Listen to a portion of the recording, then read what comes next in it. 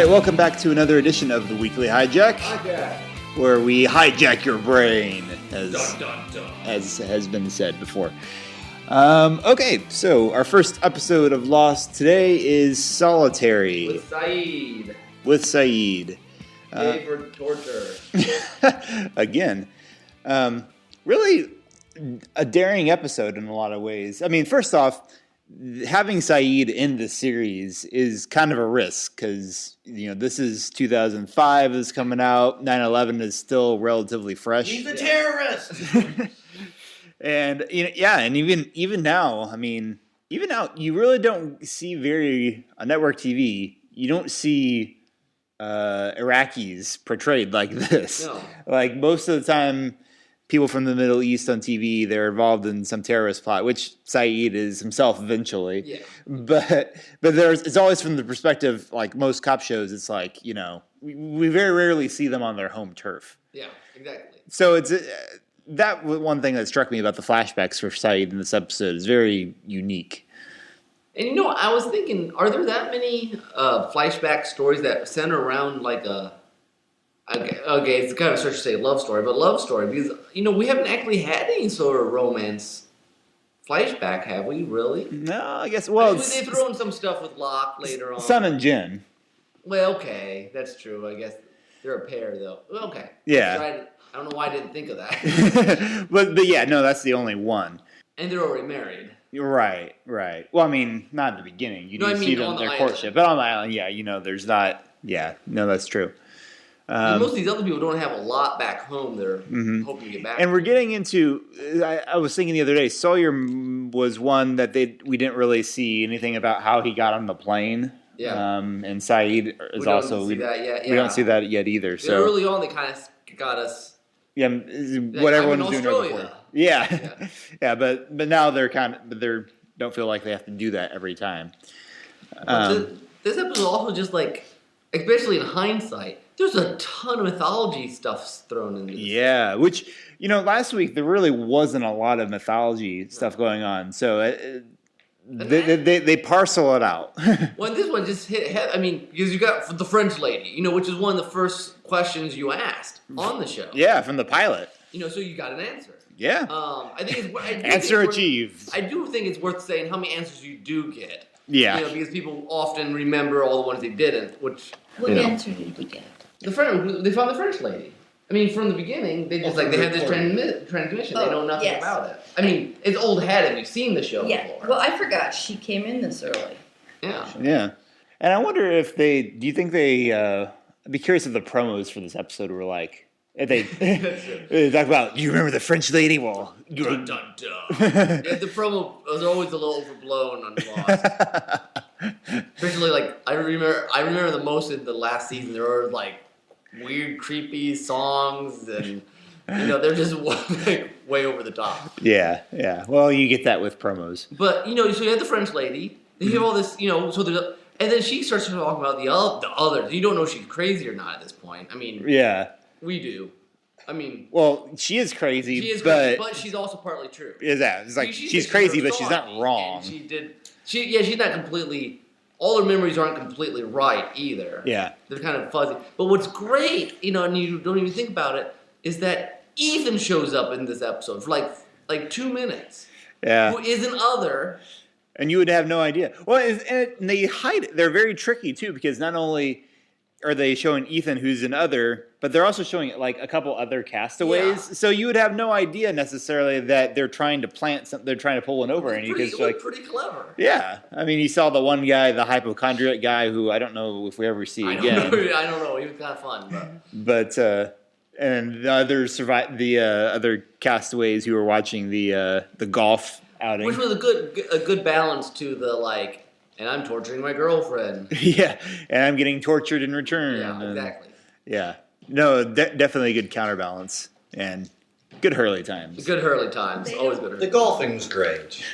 Yeah. No, I love the golfing. The golfing was really good. Ethan is another. Yeah. But they don't notice that he's not one of them? They don't know. Yeah, they don't realize that. Because they don't know everybody on the plane. But there's 40-some people live, and you just see them around. And, You just Some are act on the like beach and it. some are in the caves, and so I guess that makes sense. Yeah, and he got there pretty quickly, I think. So, especially like that first day, they would have been in complete disarray.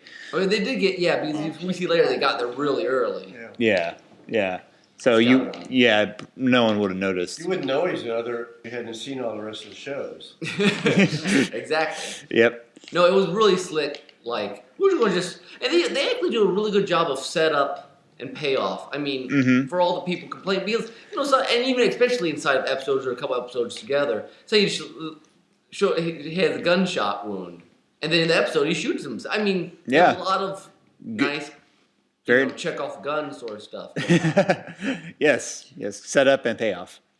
But I do think, if I remember right, from that one article you and I read where they were talking about what they knew and what they didn't, basically, at the beginning, I don't think they actually knew exactly what the others were at this point. I think they knew there were people on the island. Yeah, and obviously you could see them playing with, okay, are they real, or are they some sort of weird spiritual thing? Are they some sort of ghost? And with Sayid and the whispers at the end, it kind of seems it's more the latter, but then they would go more with, no, they're actual people later on. But you can see that they're still kind of playing. Didn't the article say that even the whispers were supposed to be them just underneath in the passageways, underneath the island? Oh, really? Maybe that's somewhere else. I forgot about that. That is one of the, I forgot there are passageways underneath the island. Too. I'm like, what and the whispers a lot of times are that. I don't think they are always, because they also say sometimes they're dead people. Yeah, because we see Michael as a dead person later on. I see dead people. Because a lot of answers in Lost, especially the big ones, are like 3 answers intertwined. Yeah, well, exactly, because there are others, but she may not have been hearing the others, and no one actually calls them the others, but that's the name that stuck for the castaways. And she, and Deb is looking very confused. Yeah. And her experience of the others is very vague. Yeah. It's very interesting the number of times Sayid asks about Alex with a he, and she doesn't answer, and they very carefully avoid ever saying he to Alex. That's true. It's season 3 before you get the answer to that thing. Alex is a girl. Yeah. Yeah. Good job. Yeah. And when I was thinking how ridiculous... That's Ben's daughter? Yeah. That's, It's very... Well, it's her daughter, but Ben kind of took her. Oh, yeah. And it's very fascinating to me, that wire, he follows, and you don't even think about it, but at the end of season 3, then you follow the wire the other way to the Looking Glass station. Yeah, you wouldn't think it'd be under something underwater to go visit. Yeah. But I think on Lostpedia there's a copy of Rousseau's map. Uh-huh. And I think the little island that Hyder's on is over there. It's on it. And I think maybe the Looking Glass. I don't know if that one's on, but maybe not the Looking Glass, but the other island. But there's obviously stuff. Even if they didn't know, they knew they'd played it and they just worked with it. Yeah. And they bring a lot of stuff back for TV in pretty amazing ways. So it's a good story. It is. Yeah. It really. And again, I think it's very difficult to try to do a story on a character like this, like someone who's obviously done some very wrong things and probably has a philosophy. Well, it certainly has a religion that a lot of the viewers aren't going to share. Yeah. I just liked him. He's always been a great character. I thought he was a good character. Mm-hmm.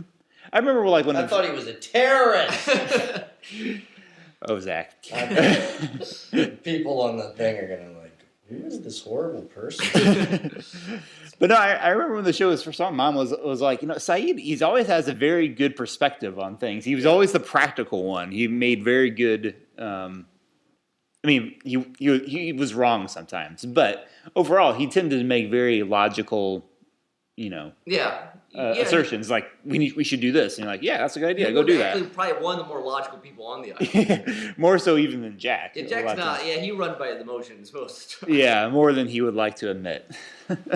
Random other thought. I thought it was an interesting parallel that in here Rousseau doesn't kill Sayid because about this. She talks about the sickness got him, and that he didn't have the sickness. Well, in season 6, he ends up basically being half sick after going in the water and the.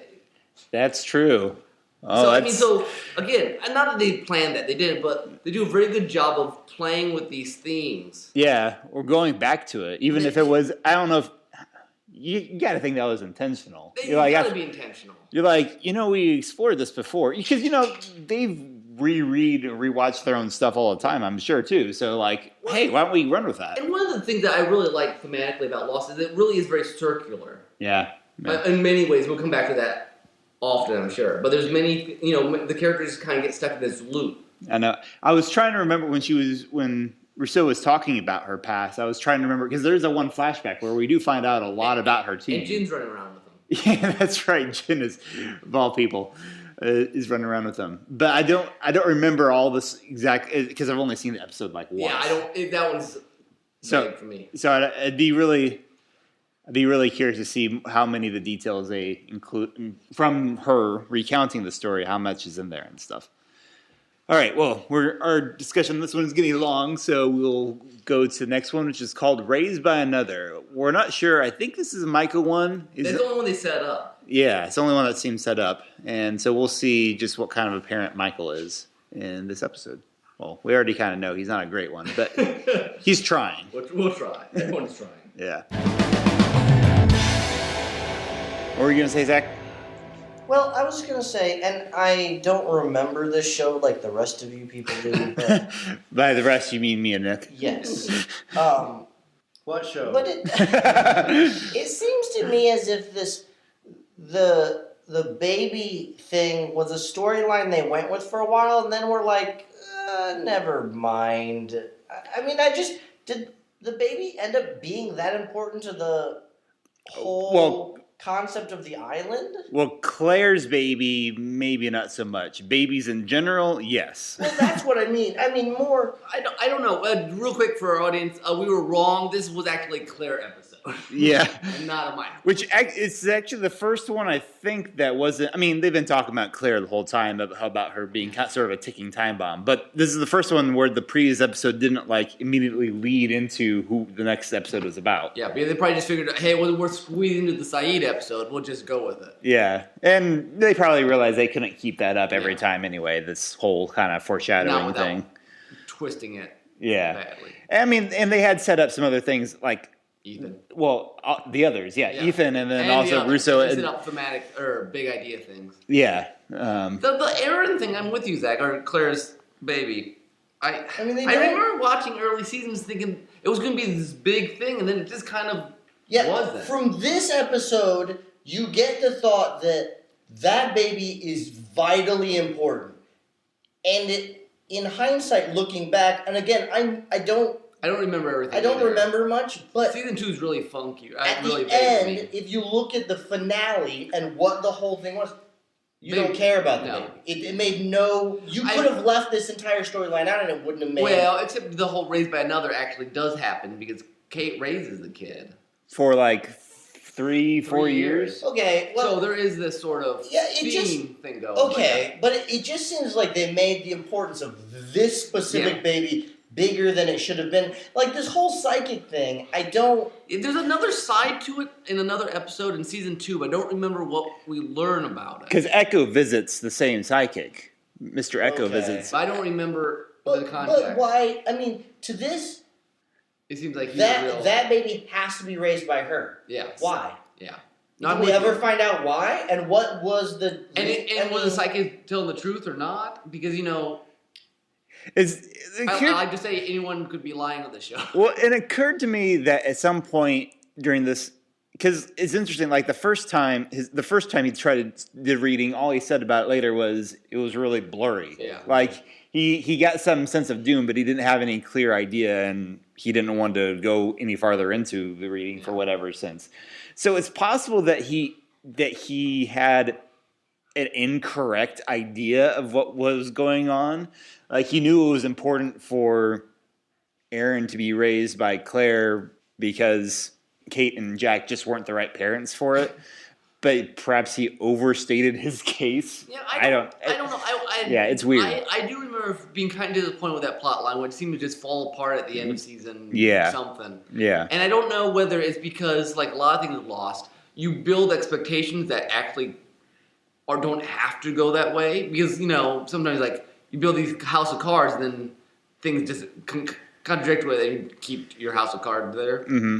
or whether it was I do have the feeling that it was a plot line they thought about moving with, and then decided not to me to. like they I think there decided there was a better way to go than Yeah, they had a meeting at some point in time and they wanted to go this direction and forget about the kids. Well, and I do know Yeah. from what I've read of season 1, they were just throwing stuff down on the table. Yeah. Yeah, but this isn't like one of those things they put in there like you could go somewhere. They put a lot of weight into this one. Yeah. That's true. And changed directions in some ways, it seems. Yeah, but I mean, you could read it, and we'll have to come back to it in season 2 when we see that other side of the episode with Echo. Oh, But yeah. I mean, until It might be Charles- season 3. I'm not Might sure. be 3. He's not in. He is in 3. He is a little Very bit, you're right, briefly. you're right. Yeah. But I wonder, because at first they're like he was just lying, and then they do. Oh wait, he knew. But maybe it's possible that the whole impression was that he was just a crazy guy. Yeah. I don't know. I mean, there are ways to explain it in show, but they're not very satisfying ways. At least not that I can remember. Yeah. Of stuff yet. It's more likely a bit more. I mean, like I said, you can explain it, but it's more likely what Zach's saying. It's kind of a plot thread that was abandoned. Yeah, which is a shame because I always thought that was an interesting. People had theories. I remember like everyone's gonna be in charge of the island, or become new other leader. The sort of stuff that Jack and Hurley did in the last couple seasons. Yeah. couple episodes. Yeah. One thing I love, and we'll probably talk more about Claire in a minute, but one thing I love about Hurley in this one is Hurley is such, and he tends to get discounted as a leader early on, but in retrospect, having seen that he actually does become in charge of the island, he's very good at like the civilization, organizing a social order of things. Yeah. Like, we need some time to relax. Let's build a golf course. We really should know who all these people are. Let's do a census. And hey, one of our guys wasn't on the plane. Yeah. He's far more balanced than almost everyone else. Yeah, and it's one of those things that it's like, it's just Hurley being just regular old Hurley, but then it's one of those things in hindsight. It's like, wow, all the traits for leadership were there. We just didn't really see it before because he's Hurley. Yeah. My name's not Hurley. It's Hugo Reyes. Well, how did I get that nickname? I'm not going to tell you. I'm not going to tell you. I love this conversation with Locke. Yeah. Where Locke is being all mysterious and like, okay. I love that in half the shots of this episode, Locke looks evil. Yeah. In the dream, he's like super evil. Yeah. And then again, an idea I think they had a long time ago that they they were going to got. make him into some sort of. Yeah. Which is interesting because he's simultaneously like sometimes the most pathetic character. Yeah. You do wonder sometimes if just like how much influence maybe Man in Black had during like some of these. I mean, obviously he wasn't like infecting him, but just some of those looks just make you wonder if he like had, I don't know, some sort of weird spiritual influence already. I think he just wants to control things. I mean, he's starting to hear, he feels like the island is his. It's his destiny. That's true. And he's very intense. He is very intense. No, that's a good point. So, anyways, this is, a very interesting episode. But in the context of the rest of the show, it's hard to figure out how to read it. What to do with it? Yeah. Because most of the other ones so far have slotted in very smoothly. And especially since the flashback is it's one of the first like mythology heavy flashbacks. It's not quite as much of a character study even as some of the other ones were. I mean, I guess part of it is that Claire's story is not all that different as opposed to your typical young adult unexpected pregnancy kind of story. Yeah, her father, you never see the father again because he's just so ultimately forgettable. But you mean the father? The father of Claire's baby, of Aaron. Thomas. Yeah. I do like the throwaway line, don't bring your abandonment father issues into it. Which will come back later. Yeah. But another example of someone like dealing with what someone else had did to you. Yeah, exactly. Yeah. So it does have that. Dealing with the sins of other people. Yeah. And your own. And your own. Yeah. Yeah. And Charlie's because it takes two. But stand-up guy. Yes. Yeah, he's doing super nervous. So I guess next episode is the next one. You get that horrible scene where he's in the tree. Like they find him hanging. Yeah, yeah. Man. You felt really bad for Charlie here because he said he was promising to protect her, and then he I gotta say, Ethan. I think we learned basically he's trying to help. Eventually, yes, but he does it in like the most creepy way possible. So creepy just stand. And his face does not lend itself to being friendly. Rom is a very interesting last name. I keep thinking there's got to be a reason he was named Rom. Eventually, you realize the others had very poor social skills when it comes to, look, we really just tried to help you. It's like, well, you really could have done that in a more helpful manner. Yeah, they were very territorial. They're like, we want to help, but this is our island, and we don't know what you're going to do about it. Yeah. Well, everyone's always paranoid on this island that someone else is going to take away their power, their insider, their connection to Jacob, or fill in the blank. And I like to think that as the island was under kind of Hurley's leadership, that it became much less along those lines. Someone needs to do like a comic book series, like Seriously, yeah, I'm surprised they haven't done. Probably Damon Lindelof and Carlton Cuse wouldn't allow it, but it'd be great if they had some sort of spin-off graphic novel series. That doesn't actually affect anything. They're just like, hey, it's Hurley. Yeah, that would be fun. But yeah, maybe there's probably some good fan fiction out there about that. Someday, I somehow. They hope that I would love to have a very deep conversation, a writing conversation with the writer someday. Just like, what were you thinking? No, I'm not accusatory or anything. You just love to sit down one-on-one, this? Because it's got to be fluid, especially early on, because, you're doing it over 6 years and week by week. I mean, I'm always very curious how they worked all this stuff out. Random thought. This is actually not related to this episode, but the last one, Sayid. Interesting Nadia's inscription about meeting in the next life. Yeah, that's true. Because doesn't she appear in the Flash Sideways? No, yeah. So... Actually, she's still alive. They meet after they get back home. Oh, yeah. Well, but doesn't she die, though, Yeah, she gets hit by a car, I think, at some point. Yeah, well, I mean, while he's there. Because they get together for a while. Yeah. But anyway, that was a side tangent. Yeah, because first season I know the popular theory back then was that it was all purgatory. But they keep throwing these other, next life, and then we get to season 2, like see another life, brother. Oh yeah. All this other stuff. Right. Jack early on had that whole we all die over here. So. Jack's very overdramatic. Well, he's very intense too. In his own Jack-like way. And Sawyer is good in this one. Yeah, well, he realized he needed to earn some brownie points. He's like, okay, stay buff. What am I going to do with this thing? I'm sure they just sit around, okay, what name are we going to use this time? Jumbotron. I remember for a little while there was actually a Sawyer's nickname generator on the Lost website. Like he gave it some basic information and to come up with a Sawyer nickname for you. Awesome. Oh boy. All right. Well, we're running running over here, so we'll wrap this up. All right.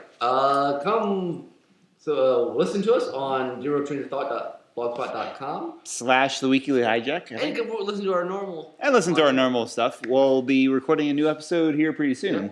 So episode 53. So be looking forward to that. Listen to us on iTunes or Stitcher or anywhere fine podcasts are found, I guess. Yes. Or just fine ones. We won't go with not fine ones. Yeah, no, not at all. All right. Have a good night, folks. We'll see you next time.